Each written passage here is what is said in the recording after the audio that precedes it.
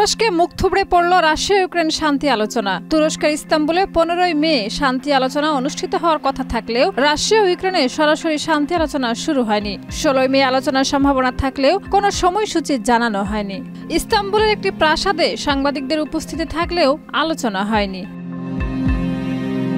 ইউক্রেনের president Volodymyr Zelensky আঙ্কারায় তুর্কি president Recep Tayyip এরদোয়ানের সঙ্গে সাক্ষাৎ করে বলেন, রাশিয়ার প্রেসিডেন্ট ভ্লাদিমির পুতিন বা শীর্ষ নেতারা না আসায় আলোচনার গুরুত্ব প্রশ্নবিদ্ধ হয়েছে। রাশিয়া শুধু উপমন্ত্রী ও সহকারীদের পাঠিয়েছে। রাশিয়ার দাবি তারা আলোচনায় প্রস্তুত, তবে ইউক্রেনের অভিযোগ এটি একটি প্রদর্শনী আলোচনা। যুক্তরাষ্ট্রের পররাষ্ট্রমন্ত্রী মার্কো রুবিও বলেন, এই আলোচনা থেকে কোনো অগ্রগতি আশা করা যাচ্ছে না। এদিকে মার্কিন প্রেসিডেন্ট ডোনাল্ড ট্রাম্প বলেন, ভ্লাদিমির পুতিনের অনুপস্থিতিতে সমাধান সম্ভব নয়। শান্তি আসবে শুধু তখনই যখন তিনি ও পুতিন সরাসরি মুখোমুখি হবেন।